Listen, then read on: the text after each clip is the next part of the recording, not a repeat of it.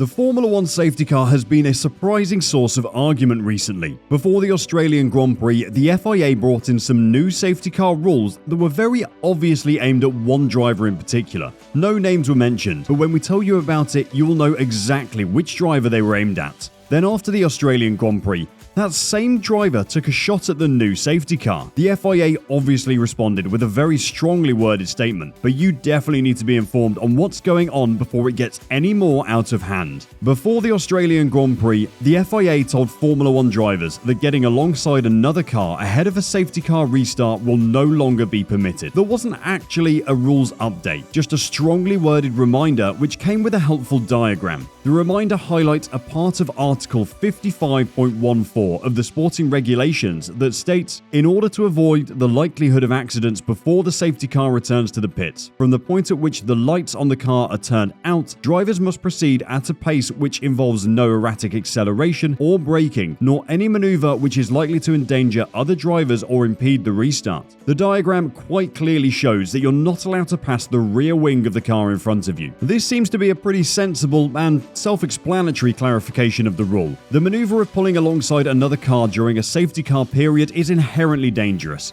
as drivers weave to try and get heat into their tyres. So now you've seen the diagram, can you think of any occasions that you've seen a driver pull alongside another car during the safety car period? Yeah, that's right. Max Verstappen during the previous 3 races before Melbourne. In the 2021 Abu Dhabi Grand Prix and the first 2 rounds of the 2022 season, Verstappen has drawn alongside the lead car prior to the race resuming. He did it on the right-hand side of Lewis Hamilton's Mercedes ahead of their final lap shootout for the 2021 title, and even briefly overtook him, which formed part of Mercedes' protest into the controversial outcome of the race and championship. Then in Bahrain and Saudi Arabia this year, Verstappen positioned his car next to Charles Leclerc's Ferrari ahead of safety car restart. In Bahrain, he did it on the inside on the run to the final corner, which actually compromised his own exit and left Leclerc in the clear. In Saudi Arabia, Verstappen was more clever, going to the outside of Leclerc heading into the final hairpin. Max wasn't specifically mentioned in the rules clarification, but we can't think of a time when any other driver has tried this move. The rule change and Verstappen's tactics have not gone unnoticed along the F1 grid, with Carlos Sainz being asked about Verstappen's restart moves. Sainz said that the tactics were a bit different, although he also said that he personally believed the tactics were not an issue. Sainz added that, for sure,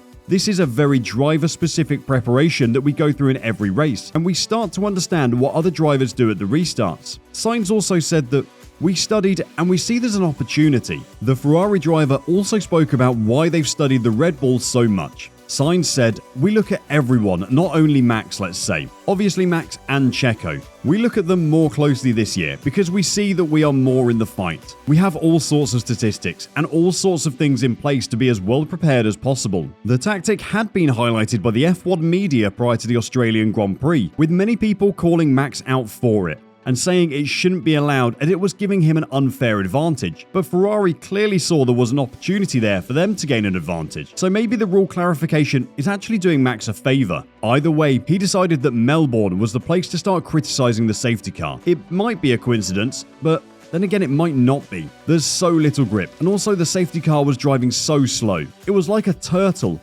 Unbelievable, said the Red Bull driver, to drive 140 kilometers an hour on the back straight. It was not a damaged car. So I don't understand why we have to drive so slowly. We have to investigate.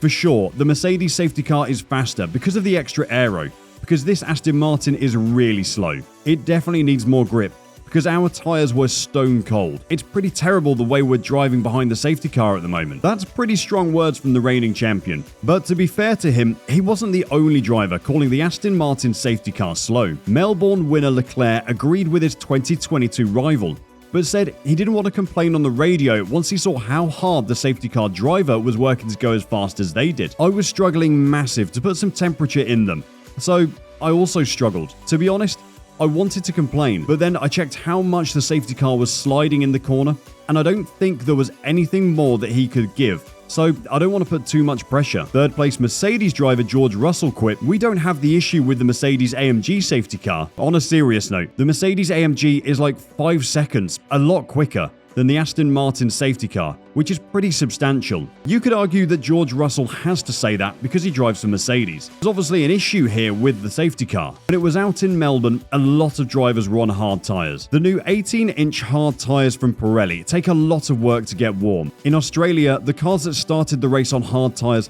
didn't get them working until a few laps in, and that's under race conditions. When they are behind the safety car, the tyres are likely losing temperature too quickly for the drivers to do anything about it. A cold tyre means a tyre with no grip. Is there actually any difference between the two cars though? Well, obviously there is. One is red and one is green, but you don't need us to tell you that. There's also quite a difference in performance. The Mercedes-AMG GT Black Series safety car is a slightly modified version of the track version of the production model. Changes have been made for practical purposes, like the flashing lights, onboard cameras, and a cup holder. But on the technical front, it is pretty much as the track model. Powered by a 4-litre V8 twin-turbo, its aero, weight, and centre of gravity were specifically developed for the circuit rather than the roads. The track version of the car accelerates from 0 to 100 km an hour in 3.2 seconds, and boasts a top speed of 325 km an hour. Downforce figures estimate that at 200 km an hour,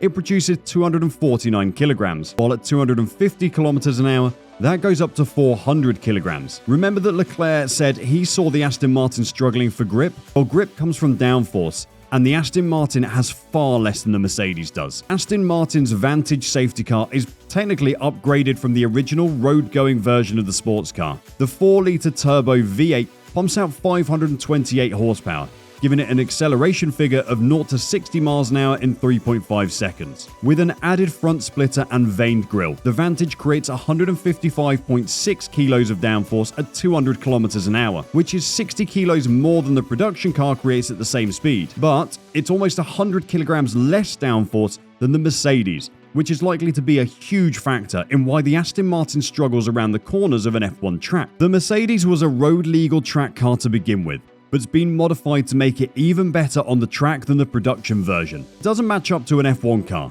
but at least it can get fast enough for the cars to get heat into their tyres. The Aston Martin, though, is a sporty production road car that's been modified for the track. That's a problem.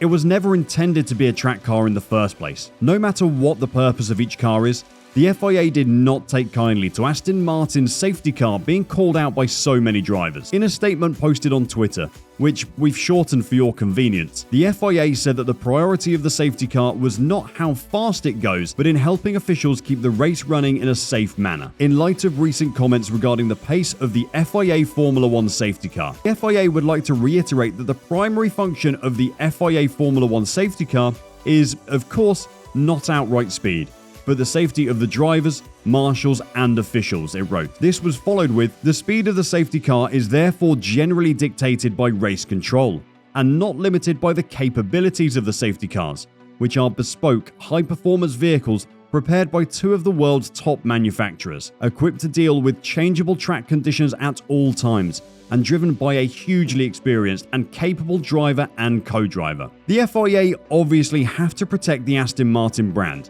who probably pay a lot of money to be a safety car, but who also pay to have a team in the competition. Nonetheless, the severity of the comments by drivers will not have gone unnoticed, and we're sure Aston Martin will have noticed as well. Having F1 drivers call your car slow can't be good for sales. What do you think of the ban on Max Verstappen's safety car restarts? And does the FIA need to listen to drivers' complaints about safety car speed? Let us know in the comment section down below what you think. And on your way out of our pit box, don't forget to give us a thumbs up and hit that notification bell to be sure you don't miss out on any of our content. Till we see you next time, drive safe and bye-bye.